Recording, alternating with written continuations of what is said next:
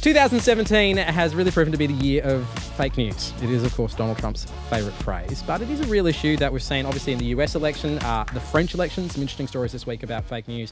And no doubt as the UK election ramps up, we're going to see more stories around fake news as well. So how do you tackle it? Well, there's a couple of different services that are around, but in an interesting one launched this week, launched by Jimmy Wales. Now, if you don't know the name Jimmy Wales, he is the founder of Wikipedia. He's launched something called Wikitribune. So how will it go about tackling fake news? Will it work?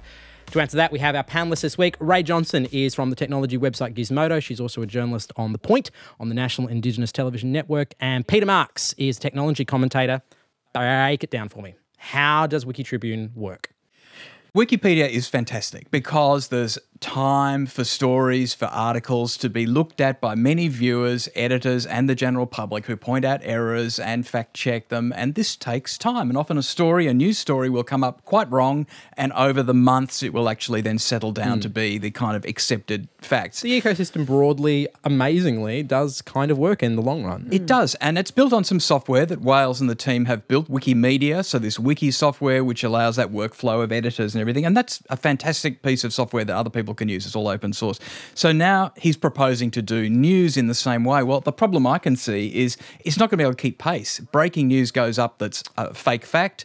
You have a team of editors, well, they're not going to be able to have months to look at it. So presumably they're going to build some software that does the sort of newsroom workflow, and I think that could be a fantastic tool, but I wonder whether it's going to work for them in the same way.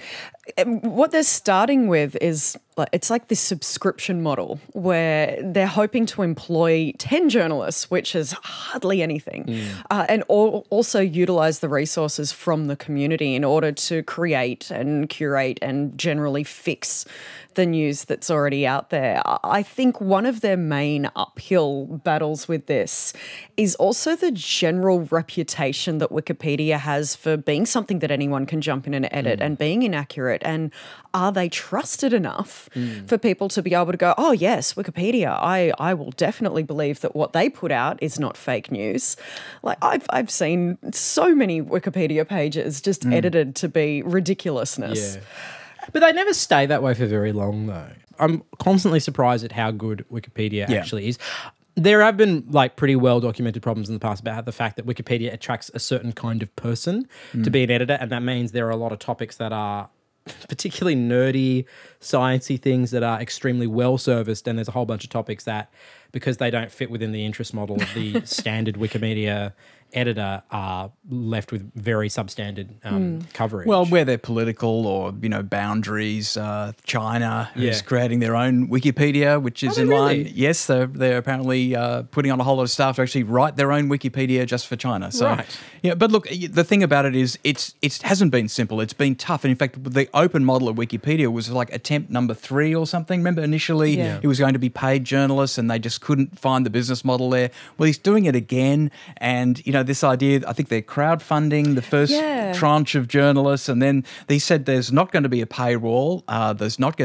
There may be subscriptions, I think is the idea. Yeah, there's no paywall, there's no ads, but there is the subscription model, kind of like a Patreon. I guess.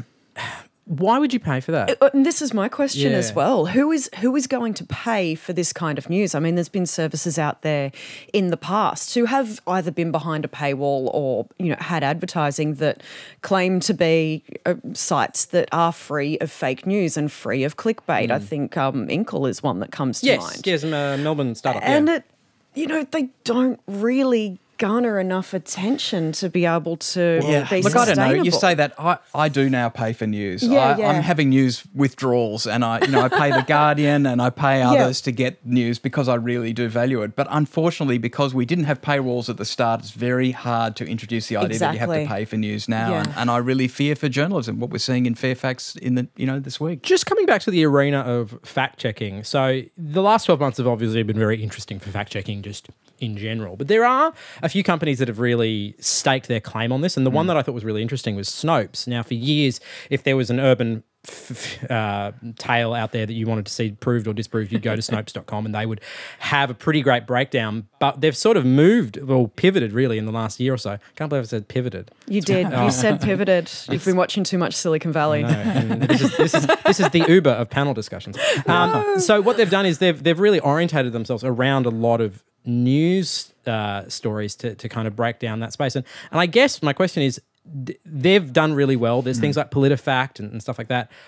What opportunity does Wikitribune have to break into that market, or does the market really have enough space for it? Yeah, that's what I was thinking when I first heard of this. Actually, I'm like, why doesn't Snopes just do this? Like, it's because the way you would describe this to someone is Snopes for news. Yes, except Snopes already has a news. Snopes is already there, and Snopes is already doing news because your auntie isn't sharing as many fake stories on Facebook about. Oh yes, she is. I had to block her. There was no way. With Minions photos? Yeah, with Minions photos. We learned a lot about your family this then, didn't we? I think the way Reddit handles it with those little tags where there'll be a story in Reddit that's being voted up, but it's got misleading headline next to it, and little tags like that, which sort of signal to people that, yeah, maybe this isn't That should be enough. like a Chrome plugin that applies to every website on the internet. This is a misleading headline. Don't forget, there is an entire podcast of this waiting for you. We're also talking about the rise of esports. Massive competition this weekend happening in Australia for esports. To find out more, you can head to the Download This Show podcast. It's available right now on any podcast app if you're choosing. Thanks, guys.